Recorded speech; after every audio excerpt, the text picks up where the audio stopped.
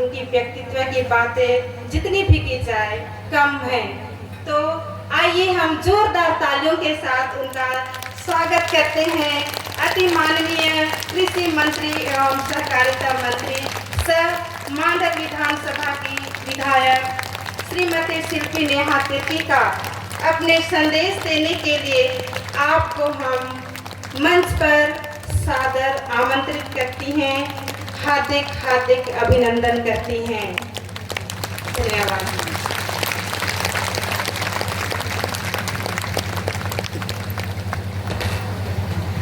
रांची महाधर्म प्रांतीय कैथोलिक महिला संघ के इस वार्षिक आम सभा में उपस्थित हमारे साथ पर अति माननीय आर्च बिशप विंसेंट आइम जी, उपस्थित हमारे श्रद्धेय फादर आनंद डेविड खालखो जी, उपस्थित हमारे साथ श्रद्धेय सिस्टर द्रोथिया कुल्लू जी, उपस्थित फादर वीरेंद्र खालखो, उपस्थित फादर जॉन टोपो, केंद्रीय सभानेत्री श्रीमती मार्था टोपो, श्रीमती मनीषा टोपनो, उपस्थित श्रीमती लीला बारला, उपस्थित हमारे सामाजिक कार्यकर्ता ग्लैडसन डुंगडुंग जी और उपस्थित यहाँ पे सभी पुरोहितगण, उपस्थित सभी माताएं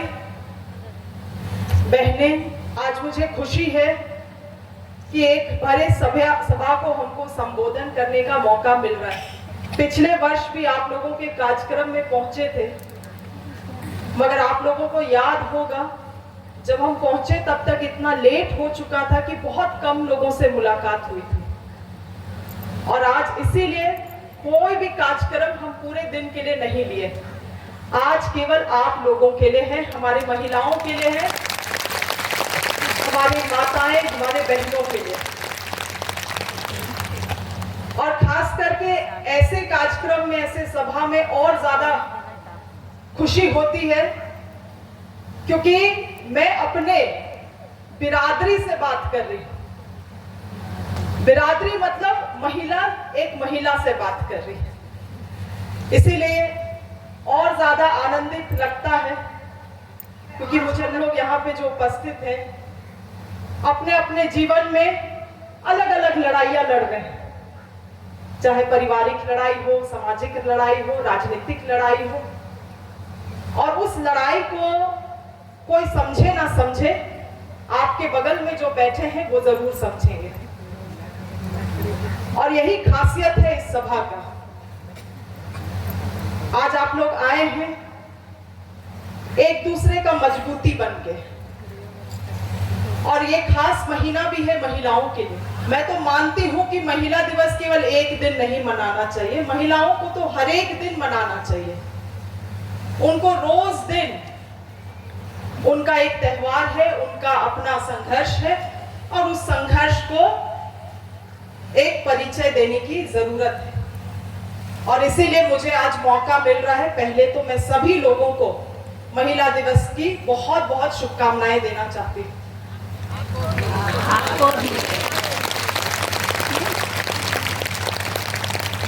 मैं हमेशा इस बात को बोलती हूँ जब मैं महिलाओं को संबोधन करती हूँ कि आज आवश्यकता है महिलाओं को एक दूसरे का ताकत बनने के लिए। और अक्सर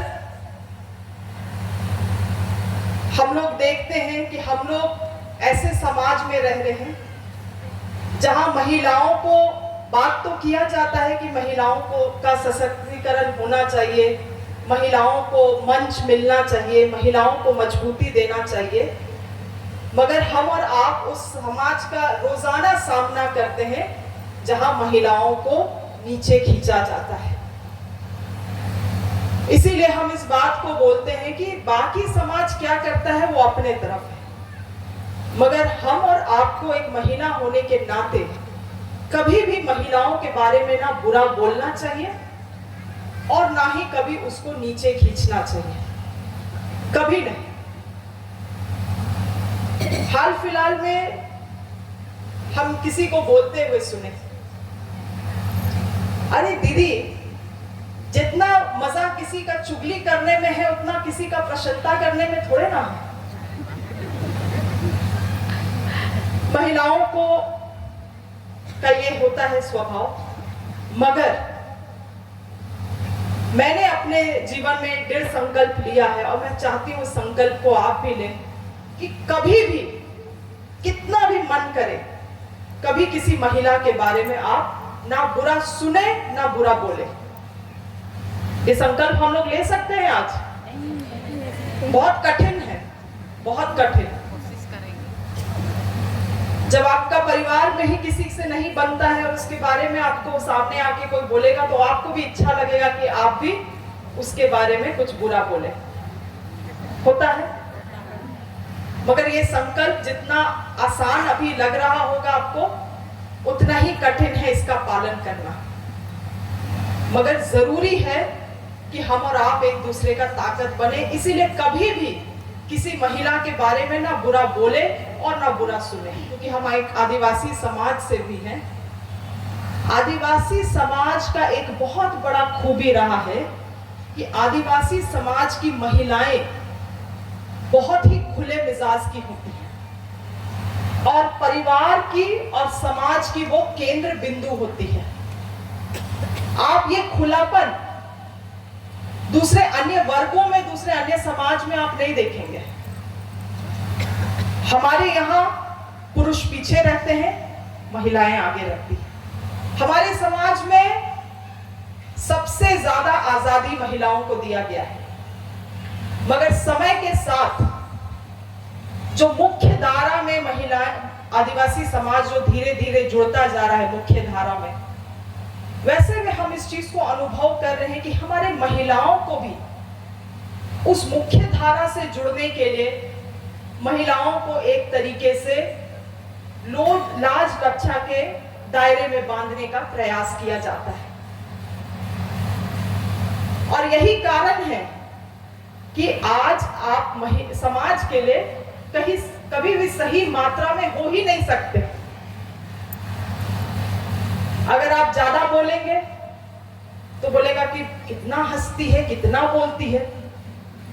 अगर आप कम बोलेंगे, चुप रहेंगे, तो आपको बोलेगा कि बहुत घमंडी है, ज्यादा किसी से बात नहीं करती है। अगर आप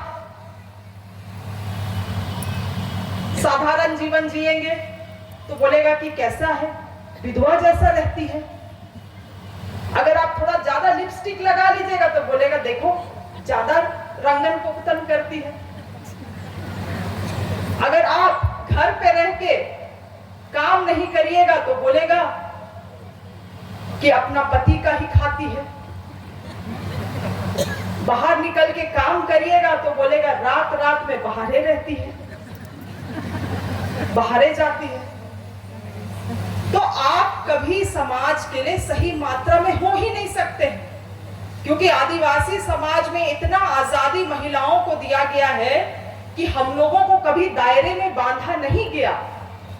और यही कारण है कि आज देखेंगे आप तो सबसे ज्यादा काम काज हो या ग्राम सभा हो, आम सभा हो या इस तरह का महिला संघ का सभा हो, सबसे ज्यादा भागीदारी महिलाओं का आदिवासी समाज में होता है।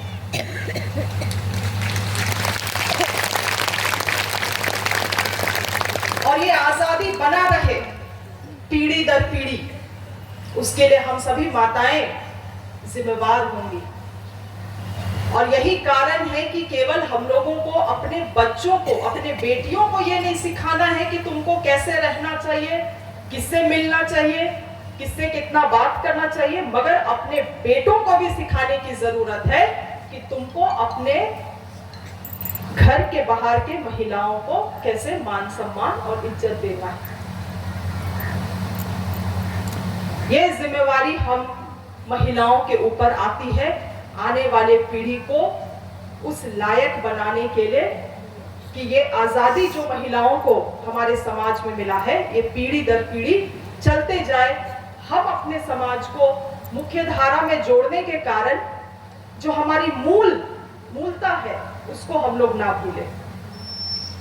हम कुछ चीजों को, हम और आप अपने जीवन में कुछ चीजों को पत्थर में लिख के नहीं आए हैं। आज ईश्वर की कृपा है और हमको किसी मकसद के लिए इस दुनिया में भेजा गया, और यही कारण है कि दक्षिण छोटा नागपुर का एक लौता आदिवासी मंत्री कैबिनेट में है। ये समाज का आशीर्वाद है। उस मकसद के लिए जो हमको भेजा गया है, जब तक है पद में उस लड़ाई को लड़ेंगे। और आदिवासी समाज की महिलाएं हमेशा जुझारू रही है, चाहे आंदोलन हो, लड़ाई हो, इतिहास हो, पन्ना पलट के देख लीजिए, हमारा खून में संघर्ष है, हमारा खून में लड़ाई है।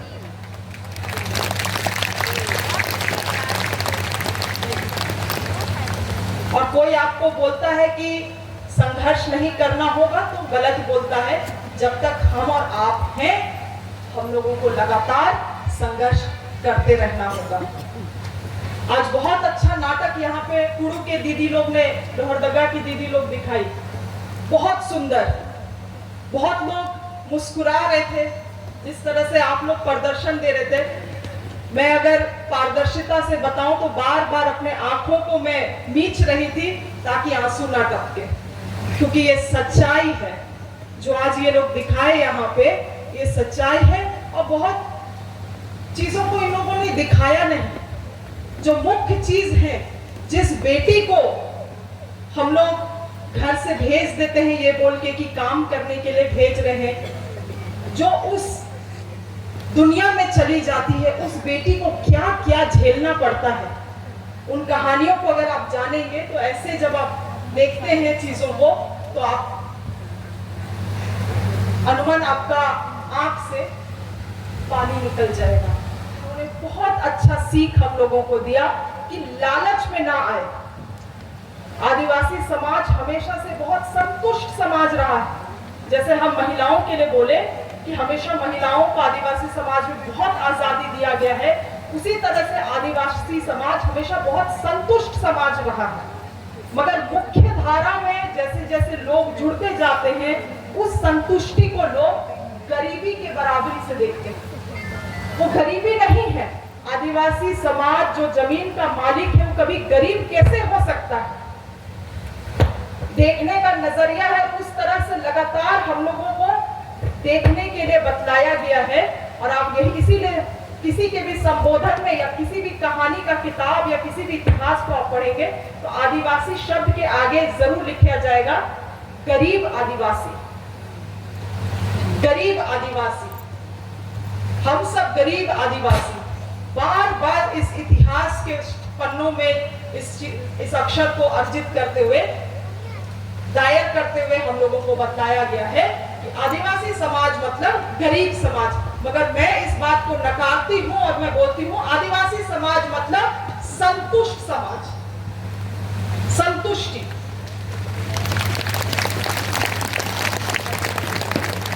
संतुष्टि, क्योंकि जिसके पास इतना जमीन है वो गरीब नहीं हो सकता है, ये देखने का नजरिया है। और जब हम जमीन का बात कर रहे हैं तो मैं आपको बतलाना चाहूंगी कि आज हम लोग अपने जमीन से, अपने खेती बाड़ी से दूर हो रहे हैं। और यही कारण है कि हमारे जमीन कौड़ी के भाव में लुटा रहा है।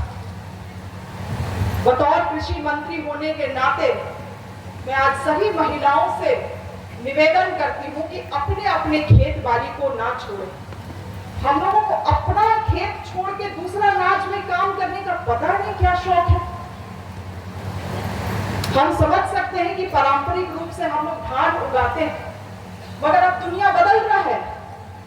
बाबा इस बात को हमेशा कहते हैं और हम भी दोहराएंगे, ढीकी कुटा हुआ चावल कितना लोग खा रहा है आज? कोई नहीं खा रहा है, गांव घर में लोग नहीं खा रहा है। कहने का मतलब समाज बदल रहा है। आज आप 1 एकड़ जमीन में धान लगाते हैं, 25,000 रुपया का आपको मुनाफा होगा। हजारीबाग हम गए थे, कुछ दीदियों लोगों को मिले हाल फिलहाल में। 1 एकड़ जमीन में तरबूज लगा रही हैं और लाख रुपया से अधिक कमा रही।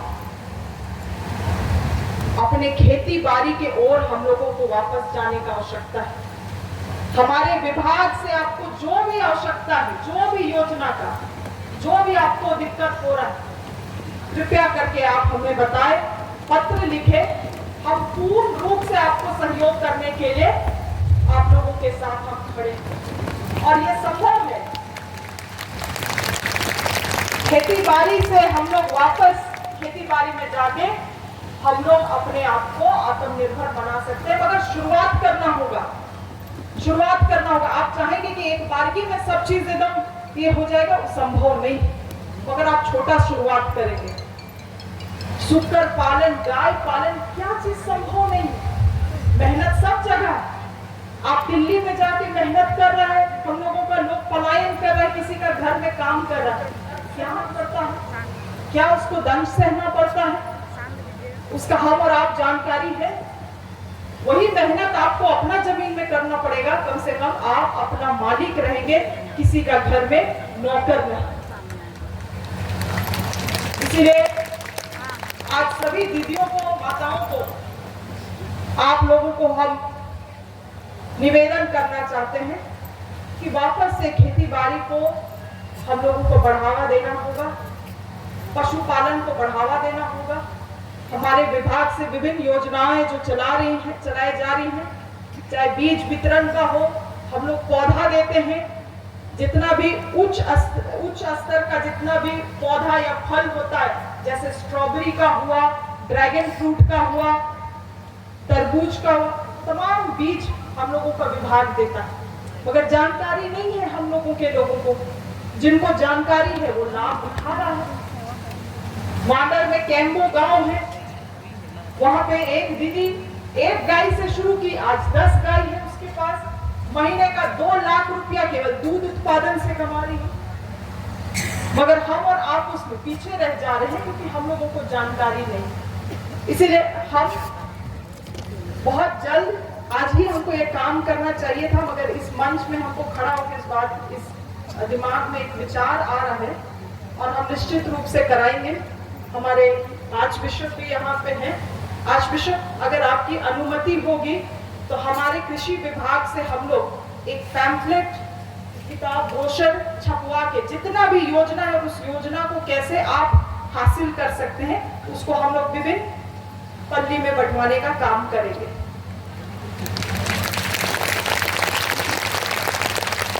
ताकि आप लोगों को योजनाओं का जानकारी हो सके और इसके बारे में आप लोग गांव में भी प्रचार कर सके। बाकी आप लोगों से हमेशा इच्छा रहता है कि और चीजों को भी चर्चा करें, मगर कुछ चीजों को अगले बार के लिए भी छोड़ देना चाहिए। इसीलिए आप फादर पीछे से यस जोर से बोले।